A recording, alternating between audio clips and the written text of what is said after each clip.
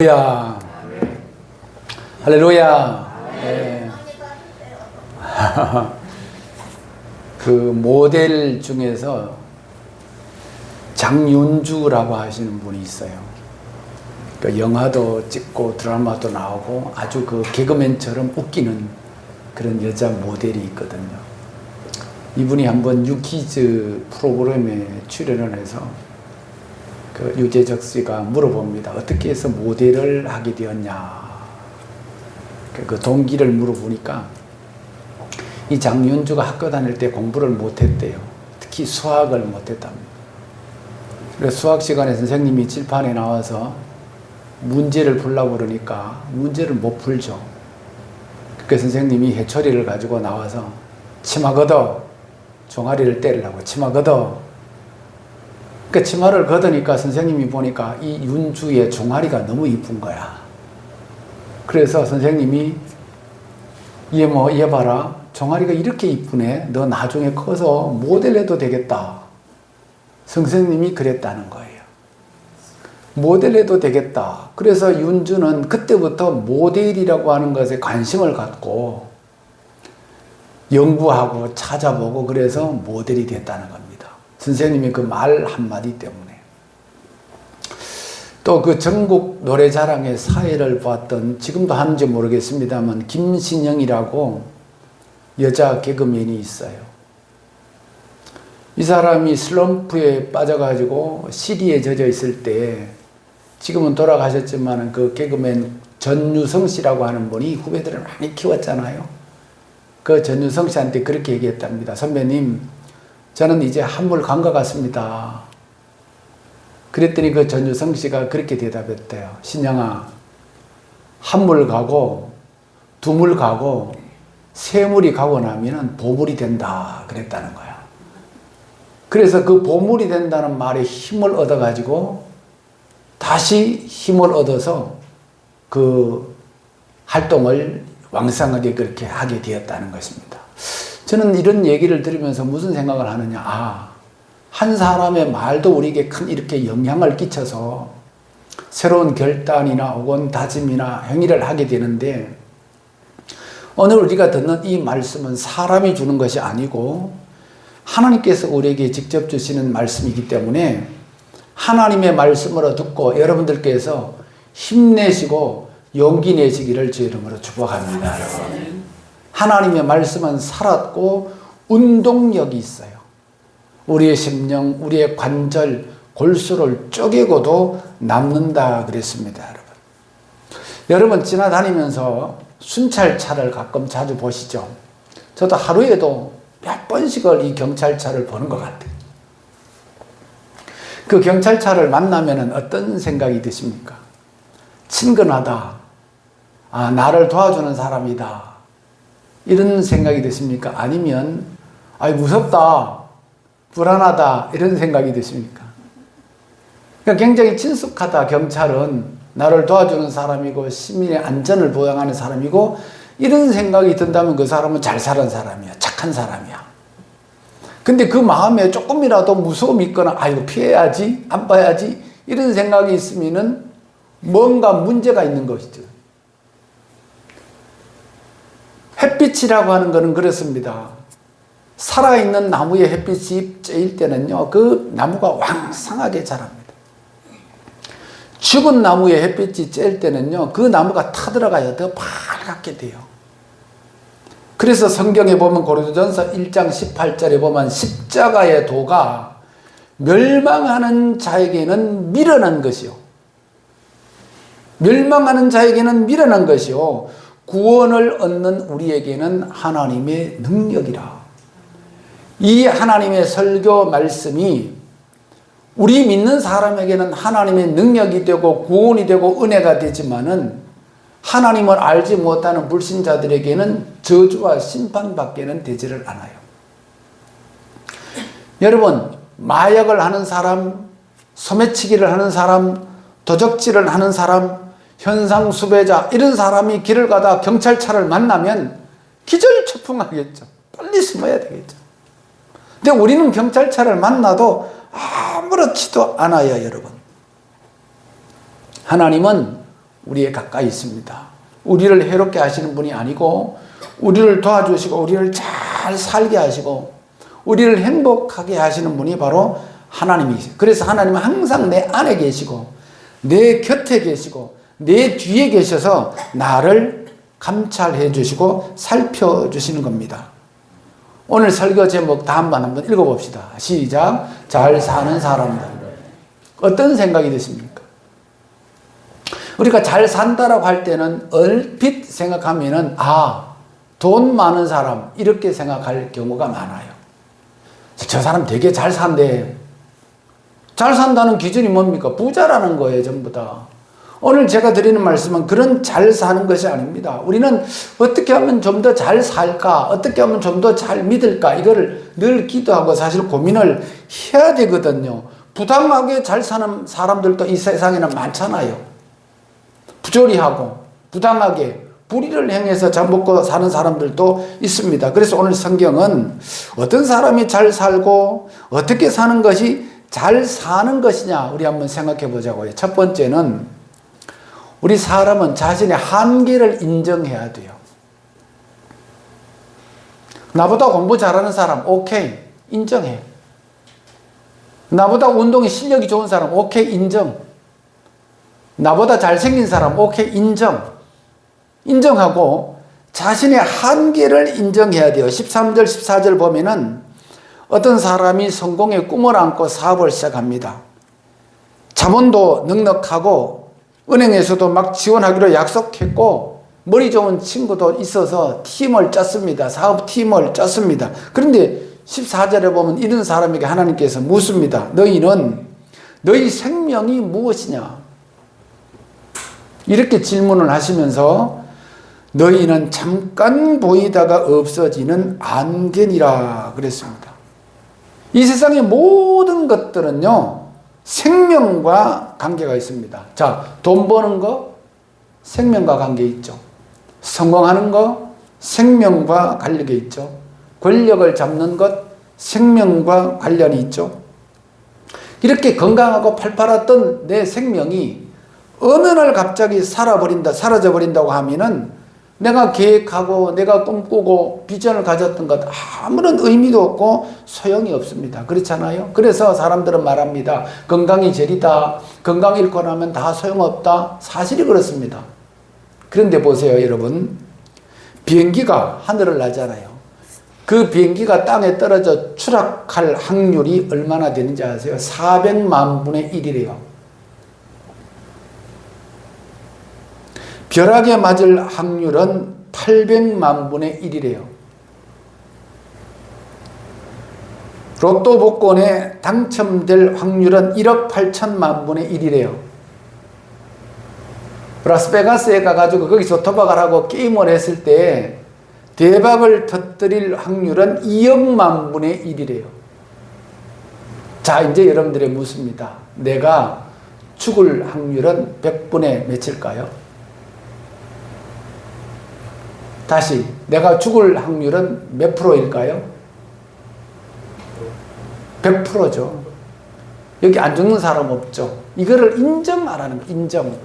그래서 이걸 인정하지 못했기 때문에 붙잡고 놓지 못하고 욕심을 부리고 그렇게 되는 거예요. 그래서 자신의 한계를 인정하면 그 시간부터는 굉장히 영혼이 평안해지고 자유로워지는 겁니다. 왜? 내 한계를 인정했기 때문에 겸손해질 수밖에 없어요. 미국의 34대 대통령이 누구냐면 아이젠하워라고 하는 사람이 대통령이에요. 이 사람이 어릴 때 아버지를 따라서 젖소 농장에 젖소를 한 마리 사러 갔어요. 아버지가 그 젖소 주인하고 흥정을 합니다. 아버지가 젖소 주인한테 묻습니다. 이 소 젖 잘 나옵니까? 그 젖 짜는데 질은 좋습니까? 유지방 성분은 어떻습니까? 혈통은 어떻습니까? 이렇게 아이젠하워가 그 젖소 농장 주인한테 물으니까 젖소 농장 주인이 하는 말이 예, 저는 그런 건 잘 모릅니다. 제가 아는 것은 이 송아지를 어렸을 적부터 제가 키웠는데 이 소는 정직합니다. 지금까지 이 젖소는 자기가 가지고 있는 것을 전부 다 나한테 다 주었습니다. 이 젖소를 사시면은 선생님이 데리고 가도 당신한테도 가지고 있는 모든 것을 다 줄 것입니다. 그래서 이 젖소를 사왔어요. 나중에 대통령이 되어서 취임했을 때 아이젠하워가 그렇게 얘기합니다. 여러분, 내가 가진 모든 것을 이 젖소처럼 온 국민들에게 다 아낌없이 내놓고 드리겠습니다.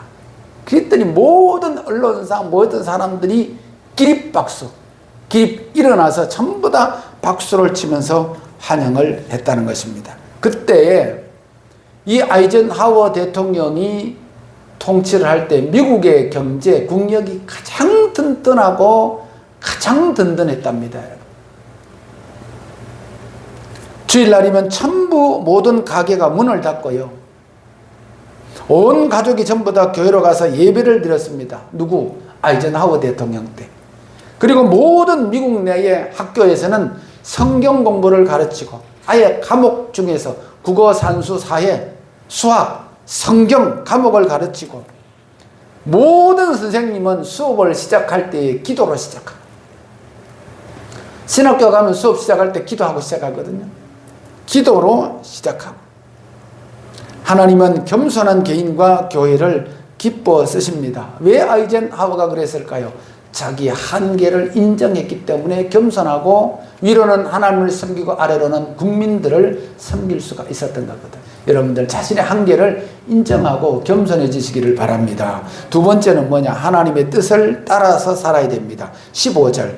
자, 주의 뜻이면 우리가 살기도 하고 이것저것을 하리라 그랬습니다. 주의 뜻이면 우리가 살기도 하고 이것저것을 하리라. 제 주위는 이제 나이가 이 정도 되다 보니까요, 공직에서 혹은 공기업에서 혹은 사기업에서 이제 정년퇴직하고 했거나 또는 정년퇴직을 앞둔 사람들이 제 주위에 많아요. 근데 정년퇴직을 하고 나서 하는 사람들이 보면은 집에서 쉬는 사람보다 뭔가 일을 하는 사람이 있어요. 어떤 사람은 개인 택시를 사가지고 시청에 공무원으로 있다가 개인 택시 사가지고 개인 택시 하시는 분도 있고,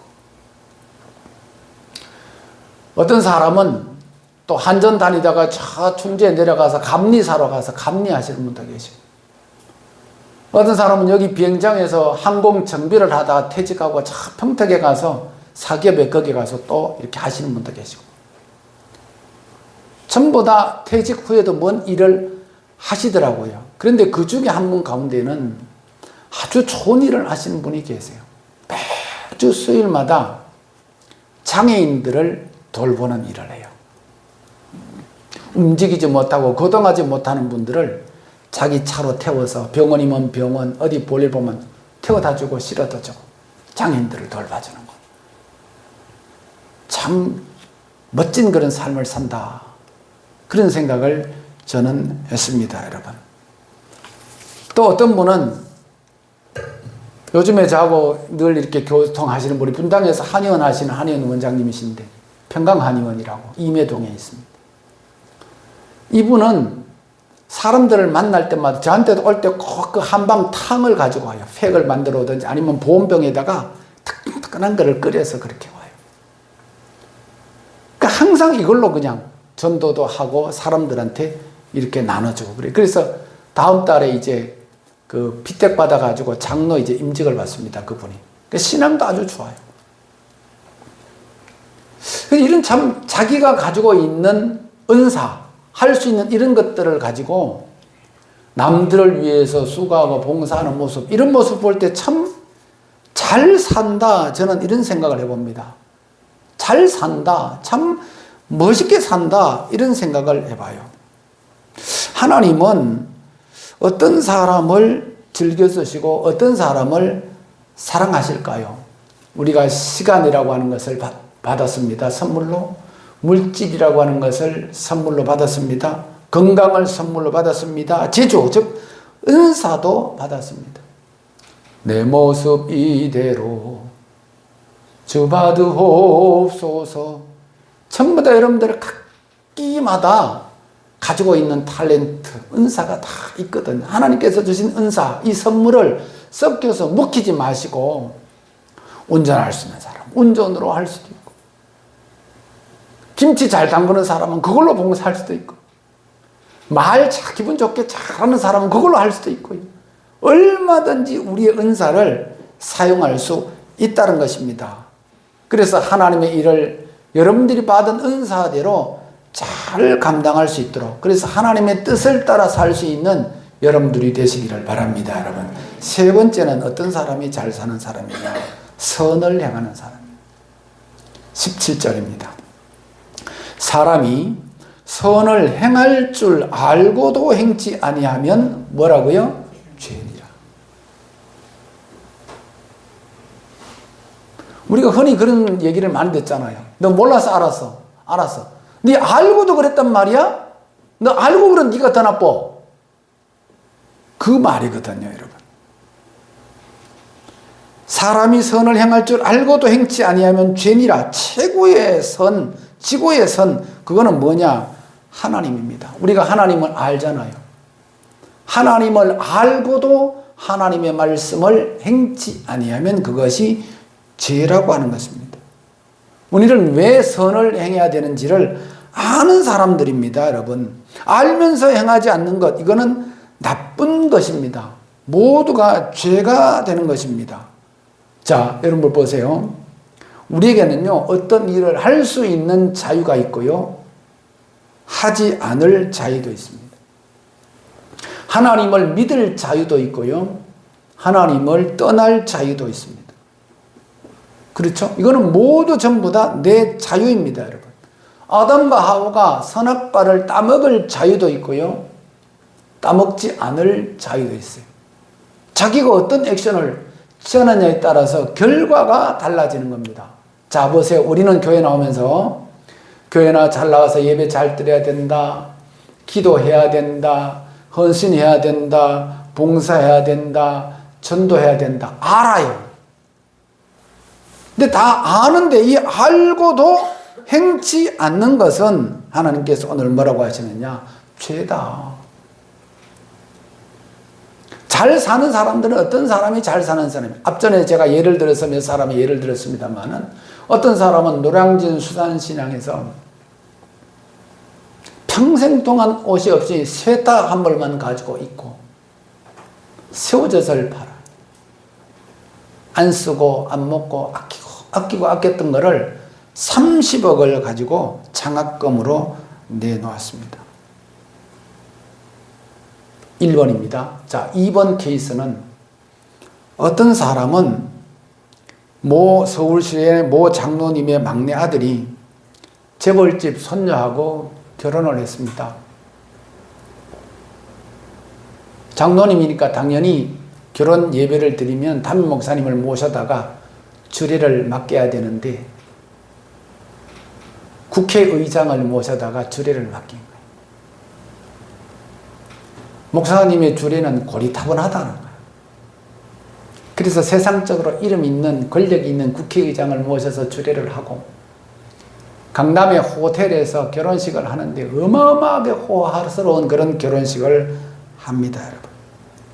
신혼집은 강남에 아주 고급 빌라 70평짜리 빌라를 사가지고 입주를 하고 외제 승용차에다가 골프 회원권 2개에다가 그리고 모든 사람들이 부러워하는 회사의 사회이사 이름만 걸어놓으면 한 달에 월급이 수천만 원 나오는 사회이사, 모든 사람들이 부러워하는 결혼을 했습니다, 여러분. 결혼을 하고 나서 회사 일이라면 이 아들은 주일날 교회를 안 나오고 술집을 드나들기 시작했고, 왜? 돈이 많으니까.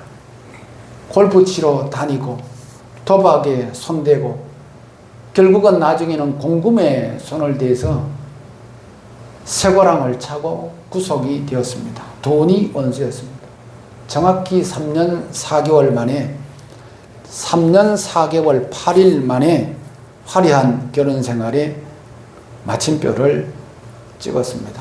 자, 2가지 예를 들었습니다. 한 분은 노량진 시장에서 새우젓을 파는 사람이 있었고, 한 분은 어마어마하게 의리의리하게 모든 사람들에게 부러워할 만한 그런 결혼식을 한 사람인데 이렇게 마침표를 찍었습니다. 어떤 사람이 잘 사는 사람일까? 교회 예를 들어도 똑같아요. 강남에 만 명이 모이는 의리 아닌 교회, 들어가면은 교회 건물이 압도당하는 그런 교회, 거기서 이름을 내고 돈이 많으니까 그렇게 해서 그런 사람이 잘 믿는 사람일까요? 우리 같은 작은 교회지만은 신실한 마음으로, 진실한 마음으로, 정직한 마음으로 그저 하나님 감사합니다, 은혜 감사합니다, 그 은혜를 따라 충성하고 헌신한 그런 성도가 잘 믿는 성도일까요? IMF 이후 그리고 코로나 이후에 우리 사회에 변화가 많았죠, 여러분.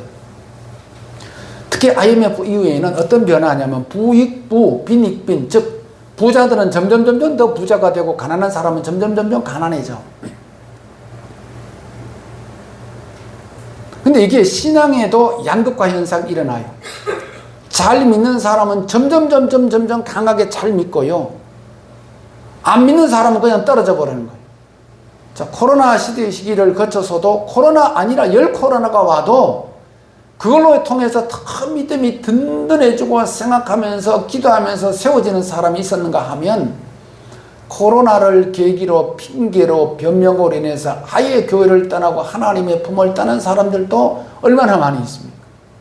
이게 뭐냐면 양극화예요. 부익부, 빈익빈. 그러니까 영적으로 가난한 사람, 믿음이 떨어져서 가난한 사람은 계속 가난하고 부자들은 더욱더 부자가 되는 것입니다.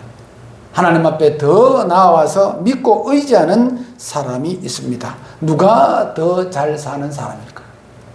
여러분 어떤 사람이 되고 싶을까요? 여러분 어떻게 살까요? 돈, 건강 다 중요하죠. 그런데 마음의 평안이 있어야 돼요. 제 주위에 또 한 분은 이런 분이 계세요. 아내가 한 60 정도 됐는데요. 온몸에 암이 다 퍼져서요. 지난주에 남편하고 마지막 여행을 갔다 왔다고 그럽니다. 저는 그 얘기를 듣고 참 어떻게 말로 표현할 수가 없겠더라고요. 그 여행을 하는 남편의 마음은 어떻겠으며 또 병든 당사자는 바다가 제대로 보였을는지 꽃이 제대로 보였을는지 하늘이 제대로 보였을는지 어떤 마음으로 여행을 했을까?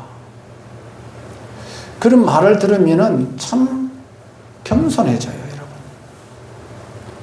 여러분, 뭐 자꾸 욕심 부리고 그렇게 소극적으로 그렇게 살 필요가 없습니다, 여러분.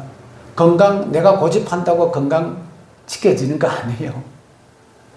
여러분, 재미나는 통계를 보면요. 과거, 지금부터 17년 동안을 거슬러 올라가서 헬스장에서요, 운동을 하다가 죽은 사람이 몇 명인지 아세요? 누가 이런 통계를 냈는지 참 기가 막혀요. 헬스장에서 운동하다 죽은 사람이 거슬러 올라가서 17년 계산을 해보면 114명이 죽었대요. 근데 우리 몸에 안 좋다고 먹지 말라고 하는 도너츠를 먹다가 죽은 사람은 한 사람밖에 없대요. 그러니까 헬스장 가서 내가 몸을 막 건강해야지 한다고 해서 그 건강이 지켜지는 것은 아니더라는 거야. 그러니까 제가 옛날에 한번 말씀드린 적이 있는데, 제가 아는 목사님 늘 운동을 하면서 모이면요 건강 자랑했어요. 어느 날 중풍이 걸려가지고 지팡이 짚고. 여러분 우리 교회 근처에 있는 모 교회 아시는 분은 아실 거예요. 담임 목사님이 몇 년 전에 돌아가셨잖아요. 이분이 한의학 공부를 하셨어요. 그래가지고 저하고 같이 노예 활동도 같이 하고 어디 가서 호텔에서도 같이 방도 같이 쓰고 묵으면 꼭 밤이 되면 호텔에서 할 일이 없잖아요. 목사님들 방마다 찾아다니면서 진맥해주고 다 이거 해줬어요. 그래서 제가 이분 건면으로 일산에 가서 거기 무슨 팔체질인가 거기 하도 가보라 그래서 한번 가서 진찰받고 온 적도 있어요. 근데 자기가 먼저 죽어버렸어요. 그러니까 사람의 생명과 건강을 누가 담보하겠습니까? 하나님이 너희는 잠깐 있다가 없어지는 안개니라.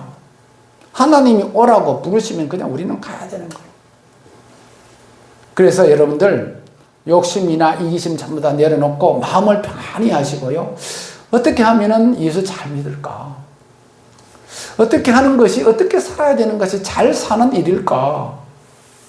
이런 것을 한번 고민하면서 기도하시며 우리 창조교회 식구들은 모두가 저와 여러분들이 한 마음으로 잘 사는 사람들, 잘 사는 하나님의 백성이 되기를 제 이름으로 축복드립니다.